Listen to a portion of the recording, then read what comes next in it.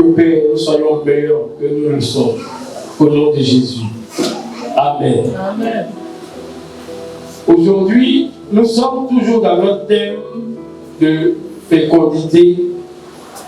Quand on dit soyez fécond, c'est d'être productif à tous les niveaux de notre vie.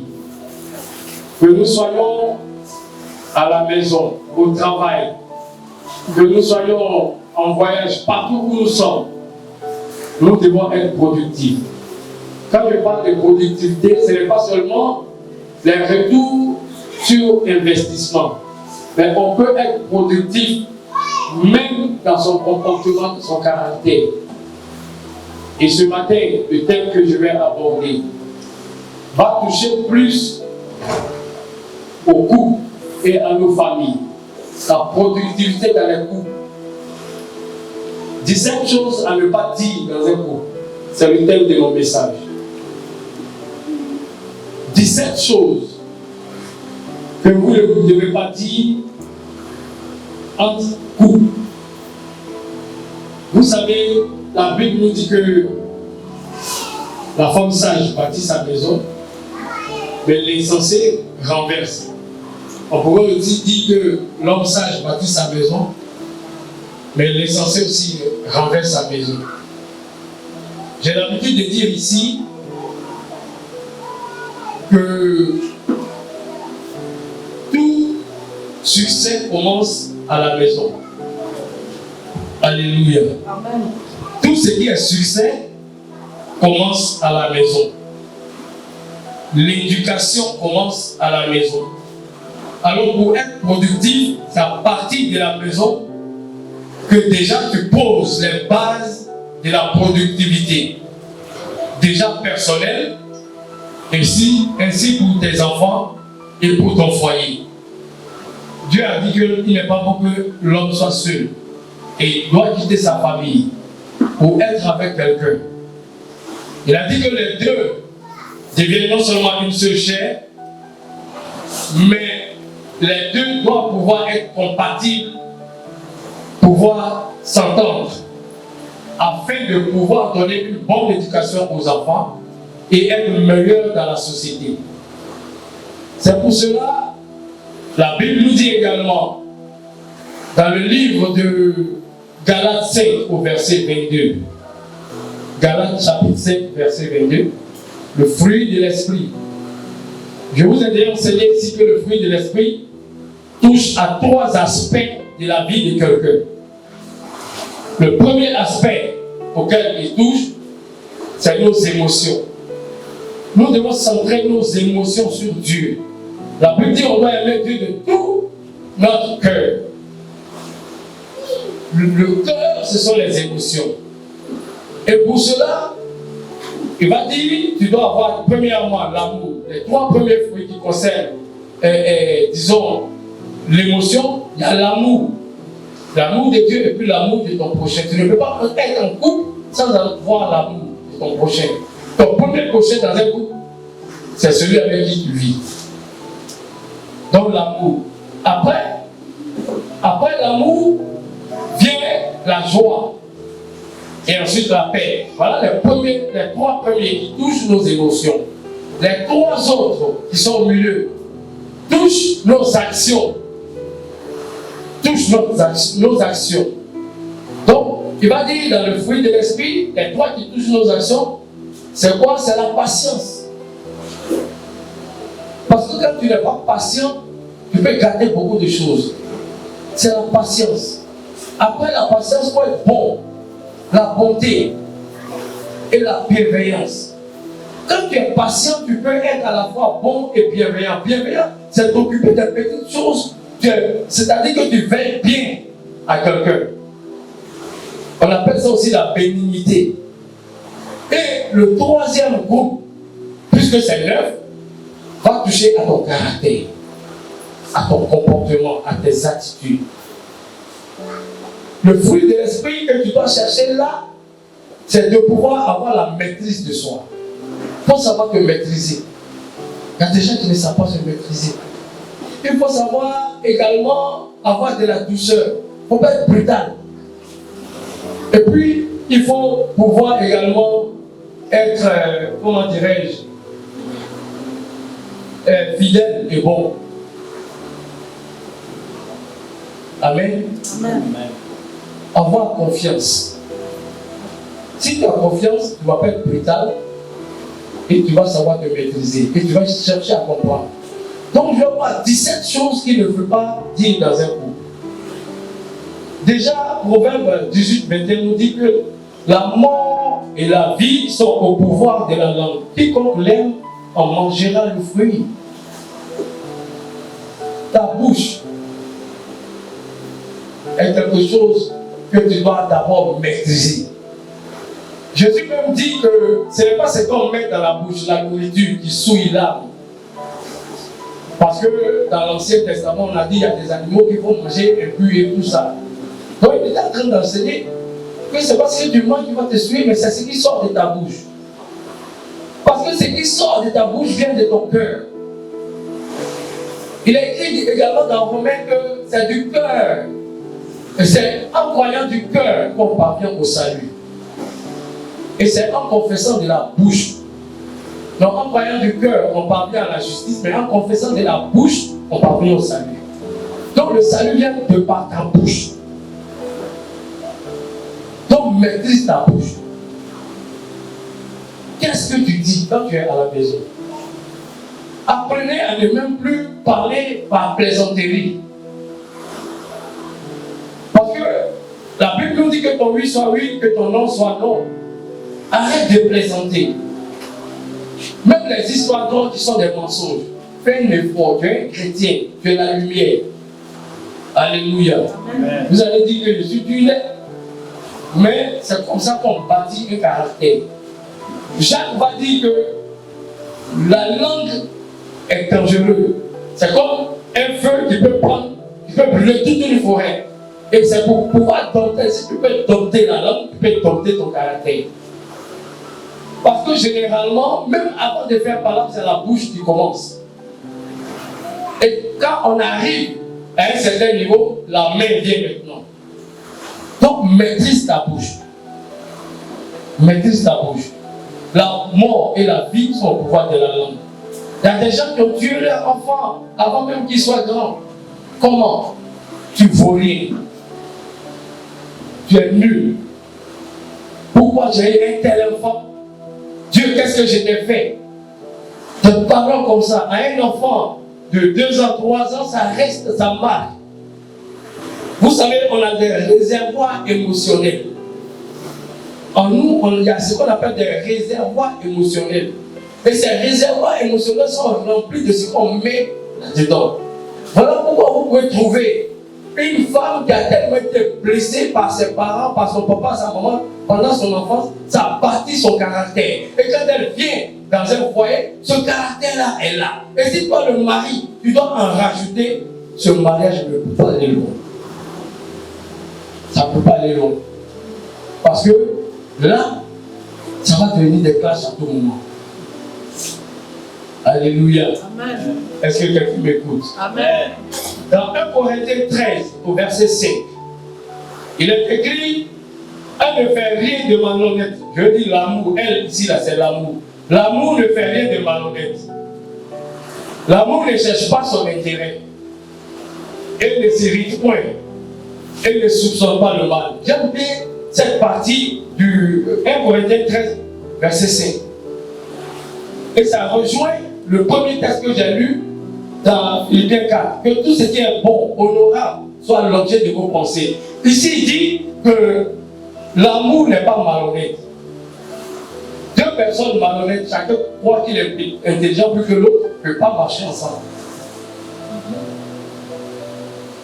Toi, tu penses que tu es plus intelligent que ton couple, que ton prochain, avec qui tu es. Ça ne peut pas marcher. Vous voyez les divorces, souvent, on trouve plein de choses. On met même le diable dans le divorce.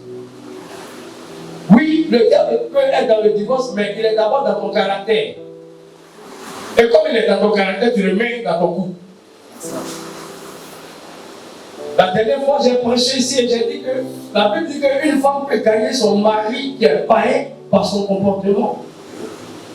Que ce ne sont pas des bijoux qu'il faut chercher, mais c'est la parure qui vient du cœur. Ne sois pas malhonnête dans ton couple. Il dit, l'amour ne cherche pas son intérêt. Voici, ça vous devez le souligner au rouge et marquer ça dans votre tête.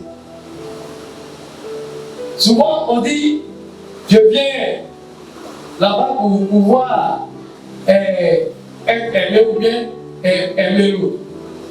Mais la bonne manière d'aimer, c'est de chercher l'intérêt de l'autre. C'est de chercher d'abord l'intérêt.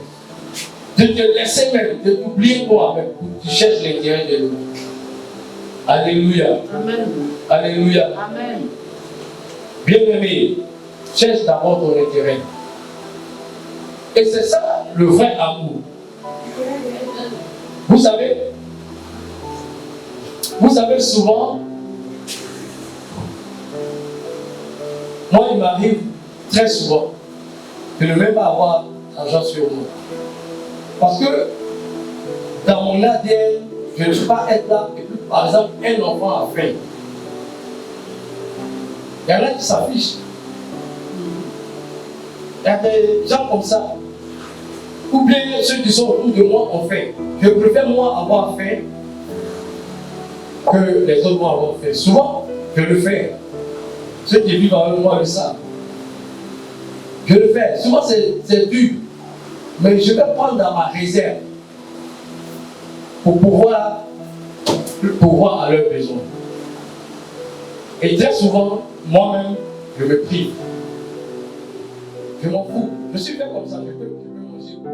Parce que moi, dans ma tête, on mange pour maintenir son corps. Au moins, personne n'a faim. Alléluia. Amen. La nourriture ne va pas me dominer. Donc, ce qui fait que je ne mange pas, je dis, je mange quand j'ai faim. Amen. Amen. Et ça affecte ceux qui sont autour de moi. Parce que souvent, il y a quelqu'un qui me disait, mais chez vous ici, on ne mange pas midi, on mange quand on a faim. Les gens vont se réveiller à 11h par là. C'est 11h30 là qu'on va prendre le déjeuner. Mais manger de midi, ça sert à quoi? J'ai déjeuné à 11h. Donc comme là, je dois déjeuner et manger à midi, je viens de déjeuner, en même temps on envoie le plat de résistance, je mange. Parce qu'il est midi. Alléluia. Amen. L'amour cherche l'intérêt de l'autre. Cherche toujours l'intérêt de l'autre. Et même à l'église, c'est comme ça qu'on doit se comporter. On doit chercher l'intérêt du collectif, évangéliser, venir placer les chaises, venir ouvrir l'église, venir prier, venir intercéder. Ensuite, l'amour ne s'irrite pas. C'est-à-dire, tu es là, tu es frileux. On dit une petite phrase, c'est toi qui es fâché. Bonjour même, bonjour, ma mère te dit bonjour la même qui est fâché. Tu t'irrites pour rien. Ton cœur est tout chaud. Tu ne dois pas faire comme ça. L'amour ne soupçonne pas le mal. Voici ce que tu dois encore souligner. Quand dans un couple, tu penses que ta femme te trompe alors que tu n'en as pas les preuves, ou ton mari te trompe alors que tu n'en as pas les preuves, ça veut dire que tu es en train de soupçonner le mal. Et tu vas chercher des problèmes. Ne cherche pas si on te trompe ou pas, jusqu'à ce que ça se présente à toi. Alléluia. Amen. Tu fouilles portable. Pourquoi? Tu fouilles portable. C'est pourquoi? Parce que toi-même, tu soupçonnes le mal. Tu soupçonnes le mal. Donc, tu vas chercher, si on ne te fait pas mal, si on ne te trompe pas, si on ne te ment pas, tu vas fouiller dans les habits. Vous voyez, quand il dit qu'il n'a pas d'argent, tu vas fouiller dans sa veste, tu vas fouiller dans son pantalon. Oui, parce que, on est là, même c'est chaud. Alléluia. Amen. Est-ce que les couples m'entendent? Amen. Tu veux vivre avec quelqu'un. Tu veux avoir un bon mariage. Ce sont des choses qu'il faut bannir de ton comportement. Alléluia. Amen. J'ai dit que je vais vous dire 17 choses à ne pas dire quand on est dans un couple. La première chose, je vais te gifler. C'est une chose basique que je vais vous donner. Bon, tu dis que tu l'aimes. Tu veux l'envoyer à la mairie, ou bien vous êtes parti à la mairie. Un peu seulement, je vais te gifler. Un peu seulement, je vais te gifler. Avant de le dire, tu vas gifler la personne vraiment.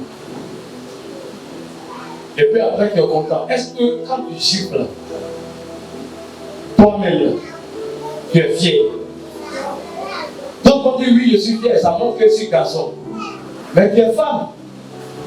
Parce que être garçon n'est pas la force. Quand tu la regardes et puis vous deux là, est-ce que vous avez la même chose? Même femme qui veut devenir garçon doit faire opération. Toi tu es garçon, tu es né garçon. Tu n'as pas besoin de montrer que tu es garçon.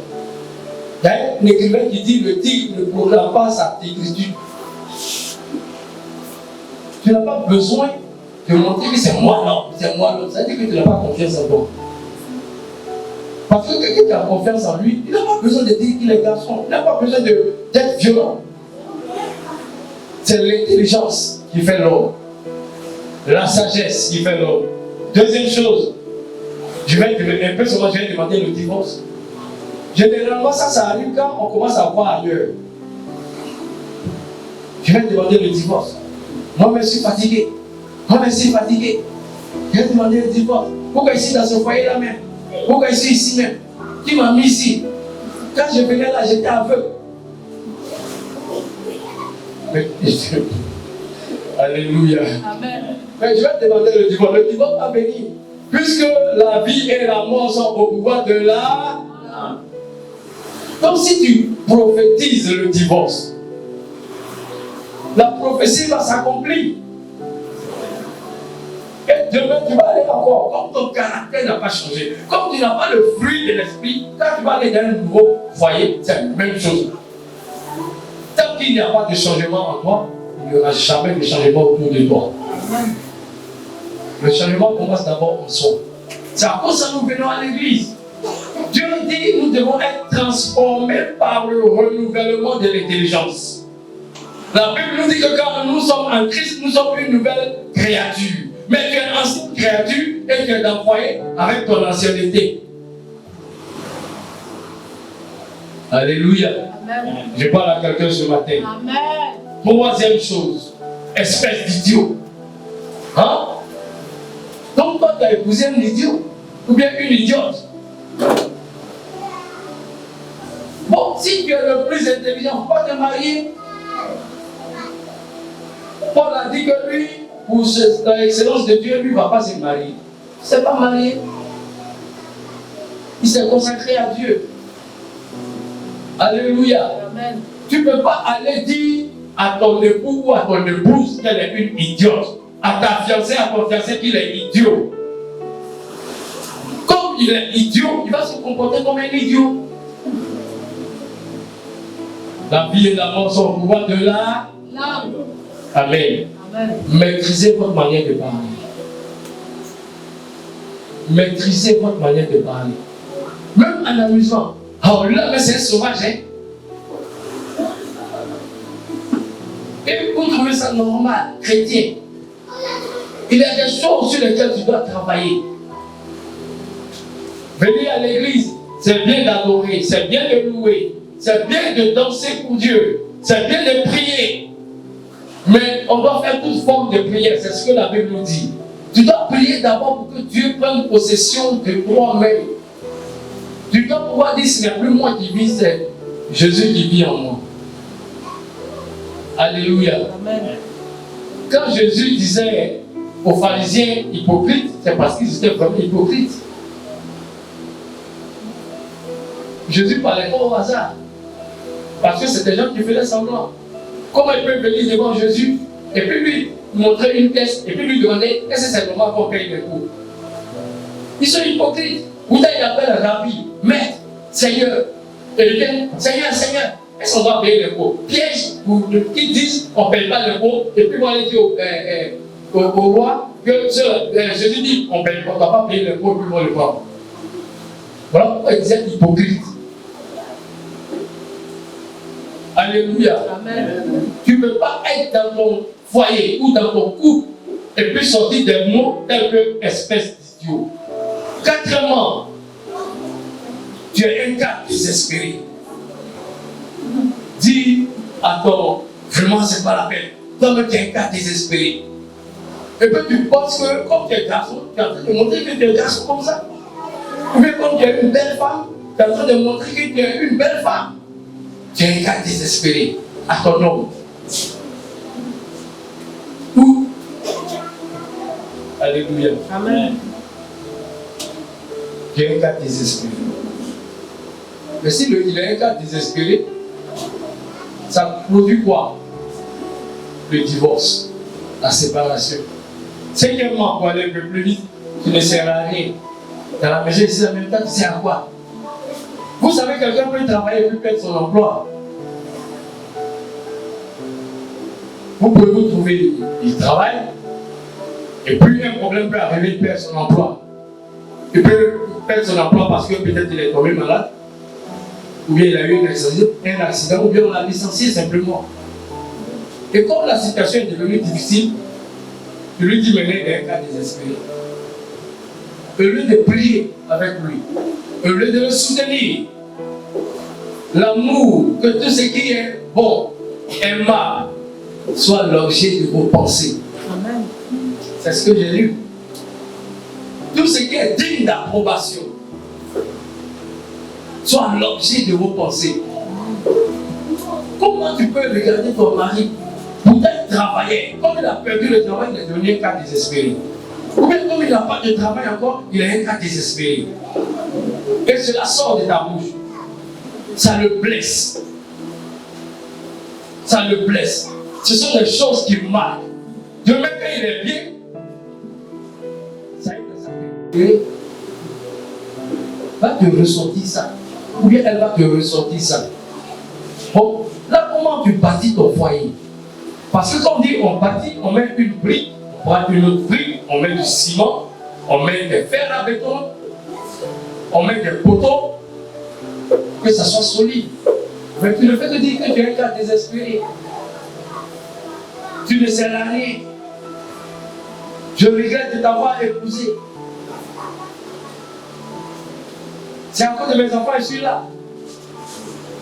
Je suis sur le sixième. Sixième, je regrette de t'avoir épousé. Pour ceux qui prennent note. Je regrette de t'avoir épousé. Bon, si tu regrettes de t'avoir épousé, c'est qu'il y a quelque chose qui cloche. Tu le dis peut-être parce que dans son comportement, il y a quelque chose qui ne va pas. Mais quand quelque chose ne va pas, on s'assoit et puis on en parle. C'est ça l'amour. L'amour supporte. L'amour cherche l'intérêt de l'autre. On ne peut pas avoir les mêmes pensées quand on vient dans un foyer. On ne peut pas avoir le même niveau intellectuel quand on vient dans un foyer. D'ailleurs, même ceux qui ont le même niveau intellectuel, là, ça devient un problème aussi. Voyez là, c'est concurrence maintenant. Quand le garçon va dire nonobstant,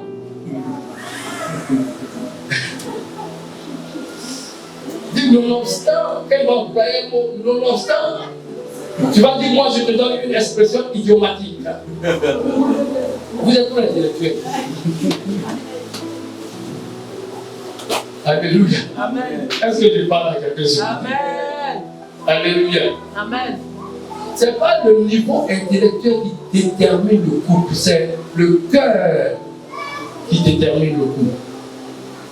C'est le caractère qui détermine le couple. Dieu cherche toujours à travailler notre caractère. Tu peux avoir une femme qui n'est jamais allée à l'école, mais qui va être une bonne femme. Tout est une question d'éducation, de caractère, de comportement. Alléluia. Amen. 7. Va au diable. Va au diable. Même tu dis, regarde le diable. Dieu va venir la prendre.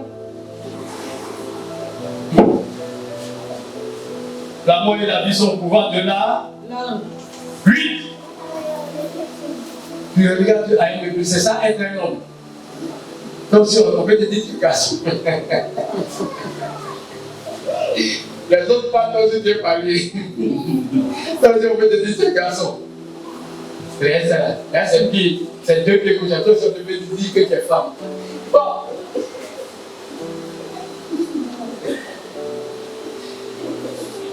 Est-ce que c'est ce qu'il dit là? Vous comprenez, non? On se comprend bien. Amen. On se comprend. Alléluia. Amen. C'est ça, interne. Le mec va me donner 5 francs. Et là, plus, c'est pas quand même donner l'argent. Mais pas de transport pour aller chez le travail. Comme c'est pas vite que l'autre. Alléluia. Amen. Amen. Amen. Bien aimé. On dit ça à ton mari. Va dire. Demain, quand ça va décoller pour lui, là, est-ce que tu ne vas pas regretter ça? Mais tu es en train de mettre comment ils appellent ça? Des mines dans ta maison. Les mines là, on met ça en bas de la terre, et puis quand le chat vient, ça explose. Amen. C'est ça être un homme. Je continue. 9. Je te hais. Peut-être par la planète qui a sorti, je te hais. Je te hais. Les gens disent c'est mort et puis ils pensent que c'est normal. Hein? Vous savez, je bénis l'homme de Dieu qui m'a enseigné sur ça.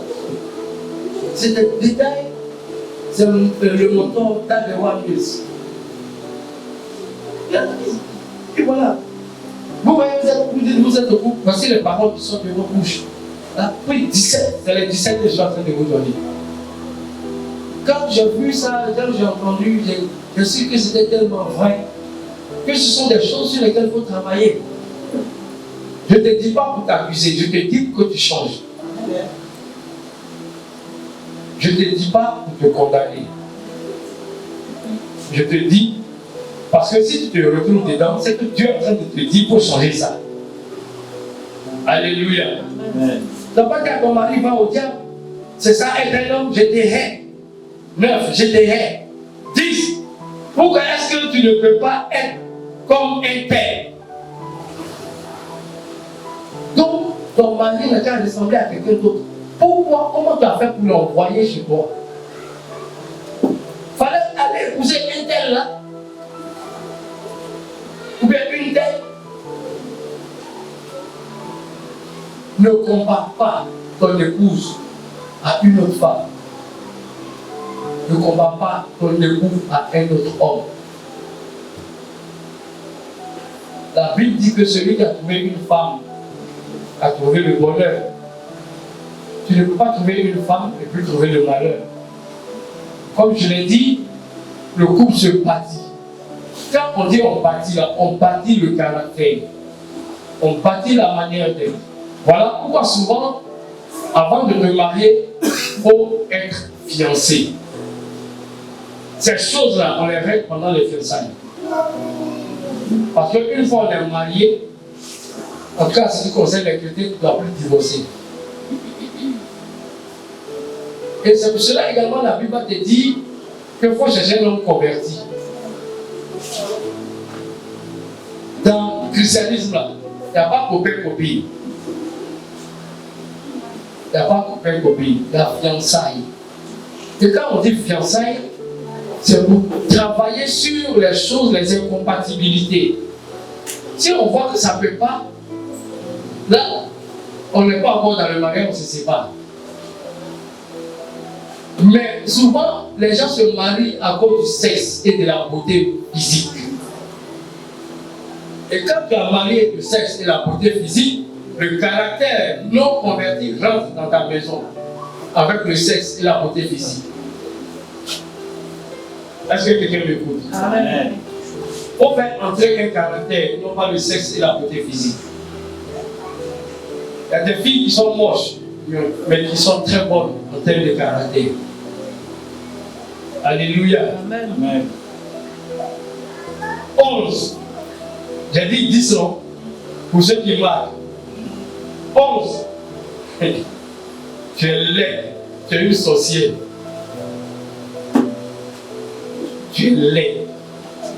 Moi-même, peut-être j'étais saoulé qu'elle partait te prêter. Comment j'ai pu épouser une vilaine femme comme ça? C'est blessant. Une sorcière. Parce que tu es un peu fâché, tu es une sorcière.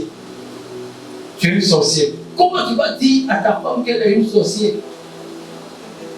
Si moi je suis la femme là, je vais prendre sorcellerie, elle va m'envoler sur toi. Alléluia. Amen. N'est-ce pas, pasteur? Je suis sorcière. Là, je suis Sérénine, je vais à ton fond me préparer. Moi, je suis sorcière, je vais monter sorcière. Tous les mecs qui vont dormir là, va crier. Alléluia. Amen. Il ne faut pas dire des choses comme ça. J'ai dit moi 17 choses à ne pas dire dans un couple. Toi qui n'es pas marié, toi qui es marié, si tu le faisais change, tu es une sorcière, vilaine. Alléluia. Amen. Tu dis, moi je sais que ce mariage-là ne durera pas 12. Ce mariage-là n'a pas duré. Au nom de Dieu. Toi-même, dans ton mariage, tu t'assures, mais d'abord bien, au nom de Dieu. Le mariage, ça n'a pas les pas. Ça n'a pas duré. Vous êtes en mariage, toi tu dis ça n'a pas duré. Mais le divorce va venir. Vous savez, tout ce que nous prononçons se met dans l'atmosphère et est saisi soit par le Saint-Esprit, soit par les démons. C'est à cause de ça la Bible dit que regarde, dit tout ce qui est bon, gracieux, que tout cela soit dit. Pour que l'atmosphère capte cela. Amen. Amen. Lisez dans le livre de Job, il dit je me lève à l'aurore, je parle à la lune. Tu es Dieu sur terre, dans tout ton pays. Si tu dis, ce mariage ne durera pas, mariage même t'attend. Mariage même sera étonné. Alléluia. Mariage t'attend. Ah, je n'ai pas dit, on m'a dit, je ne dois pas durer. Donc les occasions vont venir pour ne pas que je dure. C'est pour ça que Jacques dit que ce que nous disons détermine notre comportement. Et Jésus, quand il est venu, il a dit, il dit que tu ne diras pas quoi. Il a commencé à dire, j'ai oublié, tu ne diras pas la vérité, c'est en voiture, j'ai oublié. Mais il est venu à parler plus du comportement. Il a dit, il vous a été dit que vous devez divorcer quelque chose. Trouvez-moi le passage dans Matthieu. C'était l'un de ses premiers messages. Alléluia. Amen. Et il va dire que moi je te dis, tu l'as déjà tué. Voilà, il a dit que tu ne tueras pas. Mais moi je te dis, si tu dis imbécile, tu as déjà combien de meurtres. Trouvez la référence. C'est ça. C'est ce qui est dans ton cœur là, qui va déterminer ce qui sort de ta bouche. C'est de l'abondance du cœur que la bouche parle. Si tu dis à ta femme ou à ton mari que ce mariage ne durera pas, au 13, il a dit, je ne pense pas que nous soyons faits l'un pour l'autre. Et puis tu l'as marié. Je ne pense pas qu'on est fait l'un pour l'autre. Pour ça, on peut dire ça dans les fiançailles. Dans les fiançailles, tu as regardé, tu dis non, nous sommes incompatibles. Dans ce moment-là, vous n'allez pas au mariage. Mais si vous êtes marié, tu ne peux pas encore lui dire qu'on n'est pas fait l'un pour l'autre. Soit elle a commencé à tromper l'autre. Pour dire ça, c'est que le garçon a commencé à tromper, ou bien la femme a commencé à tromper. Alléluia. Amen. 14. Espèce de prostituée. Tout bordel. Pas dire ça à ta femme. Si tu estimes que ta femme est une prostituée, ou bien ton mari est un prostitué, alors il y a un problème. Alléluia. Amen. Alléluia. Amen. 15. Salope. C'est des mots que tu ne dois pas utiliser. Tu es une salope. 16. Si tu te comportes mal, je vais te quitter. Toujours tu menaces. Je vais te quitter. Je vais te quitter. Je vais te quitter. On dirait que tu es la plus belle femme. Lui, on dirait que tu es le plus beau garçon. Il fallait te quitter. Tu vois, il te menace de quitter. Alléluia. Amen. Et enfin 17, je ne t'aime plus. Tu es dans ton foyer, tu dis que tu ne l'aimes plus. Voici les 17 choses que vous ne devez pas dire. Amen. Amen. Est-ce qu'on a trouvé la référence pour le Matthieu? Oui. Matthieu 5. Oui. Matthieu 5, verset 31 dit, il a été dit que celui qui répudie sa femme lui donne l'heure de divorce. Mais moi, je vous dis que celui qui répudie sa femme, sauf pour cause de l'expose à devenir adultère. Non, c'est pas ça. C'est pas ça. C'est pas ça. Oui. Hein? Le contexte est à l'approche de la vie. Si tu as le fils de Dieu, donne à ses pieds, puis devient. Non, c'est pas ça. Attendez, regardez. Cherchez dans une concordance.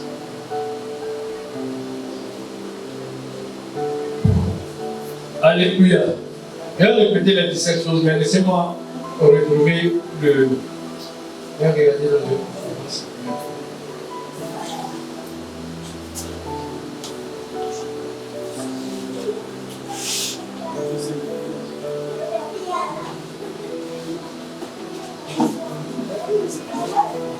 Oui, lis, si quelqu'un a trouvé. Matthieu 5,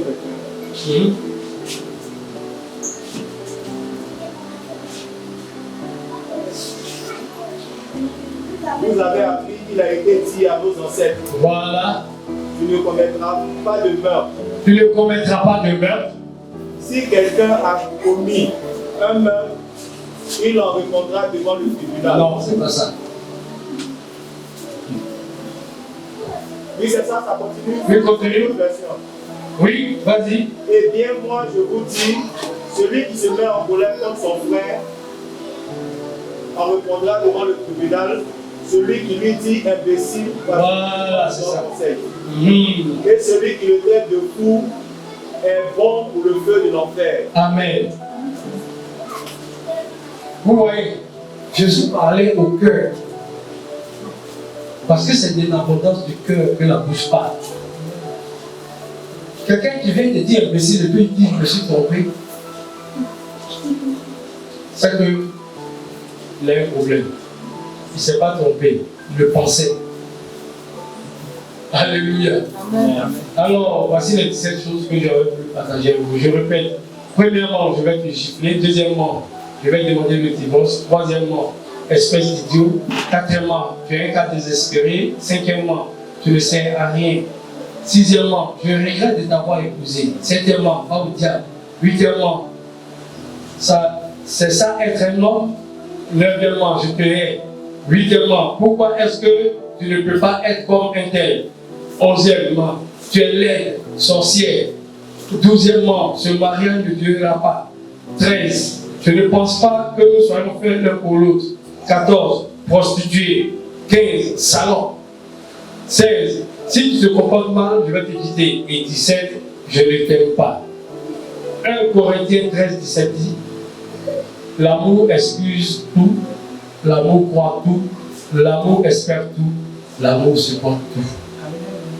Si tu as l'amour qui espère, qui supporte et qui croit, tu ne vas jamais sortir ces choses de ta bouche. Amen. Que Dieu nous bénisse. Amen.